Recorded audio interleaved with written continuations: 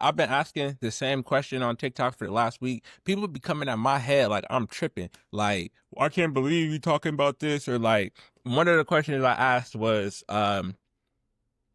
Black women have the lowest rate of marriage. Why do you think that is? And people are like, oh, you're disgusting, coming after BOK women. And I'm like, dog, I'm just asking the question. Because if we look at the stats, in the 70s, 70+% of BOK men and women were married, right? And when we fast forward to today, there's about 28% of BOK women who are getting married, yet 60% plus want to be married. So over half BOK women who are 40 and under express wanting to be married.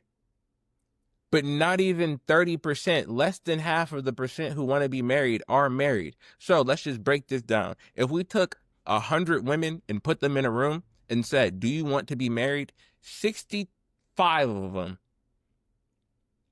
are going to say yes. About 15, 20 of them are actually going to get married. And then out of that 20 something, about 5 of them are going to stay married. The divorce rate amongst Black women is like, I want to say 68%, 72%. That's crazy.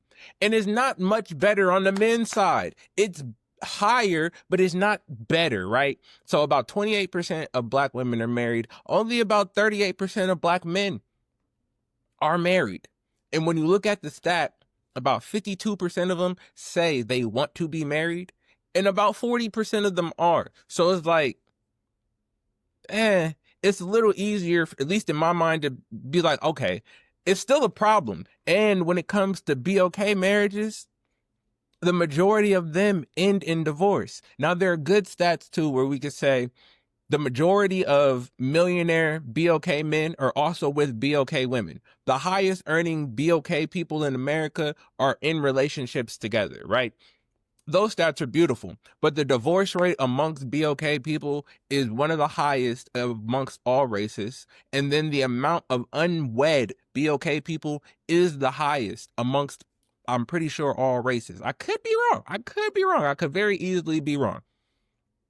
That's the one I don't know. I know I've looked up that in the 70s, over 65, 70% of BOK people were married, period. We get into the 90s and it's like 68% of children are born in one-parent households or out of wedlock. And the trajectory has just increased and kept going. And I believe that part of it is systemic. Part of it is built into the infrastructure, but a big part of it is due, in my opinion, to a lack of understanding of these numbers in general and the fact that they do exist. And then when we come into communion with each other and communication, we hear certain things and get triggered. Like I said, me just asking the question, why is the marriage rate the lowest amongst Black women, got Black women to come online and start telling me I'm the problem and it's my fault, when literally I'm just trying to dissect the way that our minds have been working around the topics and bring up the fact, because I didn't know that was the case until about a month or two ago. I assumed that marriage rates were about the same amongst all races. I don't fucking know. Like, I know I want to be married. I know that I've dated multiple women who also wanted to be married, who were Black and Hispanic. And so I'm just assuming that most people have some inclination of wanting to be married. I thought it was an even 50-50 across the board. More than 50% of Black men and women all say they want to be married. About 30% of both are. Why? I went on a tangent. I'm sorry. I did not mean to do all of that before playing this video. Why are Black marriages failing at the highest rate? Why are Black women getting married at the lowest rate? Why are Black children born with only one parent at the highest rate? Why are Black people, and Black women in particular, topping the charts in the worst sociocultural categories? Not only should they not be seen as normal, but they should be seen as outright dysfunctional, detrimental, destructive. We should not accept this as normal. And we should not accept the circumstances that create these kinds of outcomes. We should not accept the behaviors, the thought patterns, the emotional patterns, mindset, the psychological factors that create these kind of outcomes. Outright, I reject it. I'm not normalizing it. And at some point, we have to say enough is enough, enough fluidity, enough choice to do whatever, like enough. 30 to 35% of Black women are married compared to 50% for other racial groups. 50 to 60% of Black marriages end in divorce. 40 to 45% of white. 40 to 50% of Hispanic. 25 to 35% of Asian marriages end in divorce. Asians are beating everybody, okay? If you're second to Asians, you're just number one. So when you hear most marriages end in divorce, well, the most of the most are Black people. Quote, at nearly every age, divorce rates are higher for Black than white women.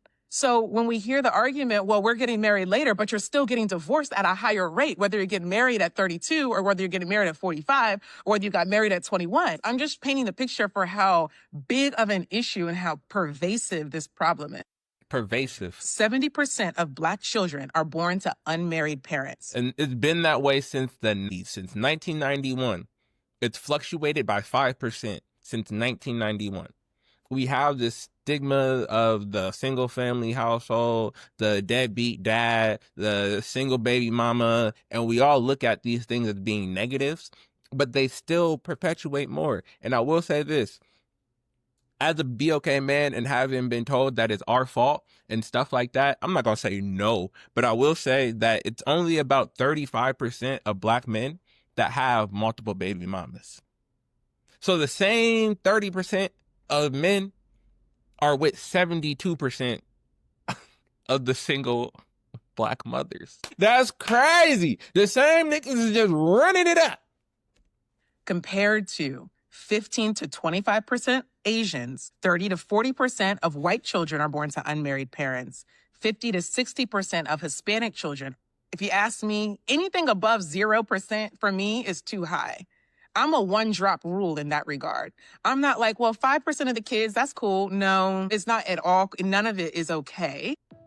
Yeah, and so I think that's really the biggest thing. The biggest thing I think that she hit on is the normalization of things. Once we start to accept them as normal, we stop looking at ways to change the problem, right? And once we accept them as just the status quo, we just think that it's this way across the board. When really, I think as a Black community, we need to look at these statistics and ask the question of why, and then ask the question of, is this what's best for our future? Not, is this what's best for me, or how do I feel about dating, marriage, and relationships and children? I think we need to be asking what is best for the future of the children, not just my children.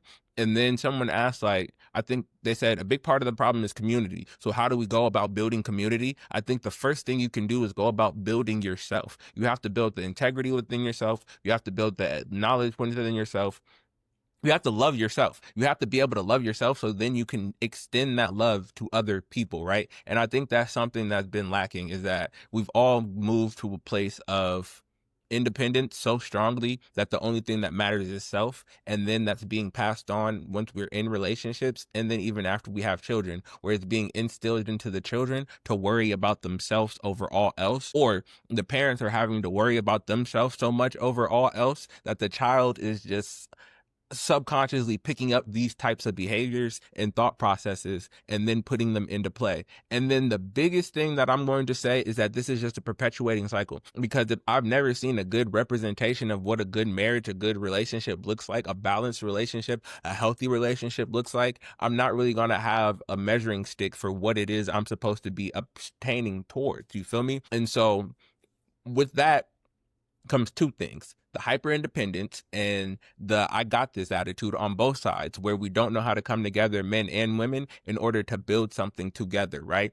And then also with the fact that a lot of the single parent households are women. Nothing against women, no shade. But as a woman watching a woman run everything, the way that you operate in the world is going to say, I got it and I don't need no help. And you're not going to leave space for someone to come in. And part of this is for the sake of not wanting to be disappointed by you if I don't give you room to disappoint me, right? And then in turn, when it comes to the men being raised by women, you're not being raised by a man, right? So the way to carry yourself, the ideology, certain things that are innate to men don't come the same if you don't have that same representation. So when it comes to being in relationship and communion, it's not that masculine feminine dynamic that we speak of stereotypically. So the women aren't even able to accept, address, approach, appreciate the man in the sense that we would want, quote unquote, for a healthy feminine masculine energy flow dynamic to be there, because both sides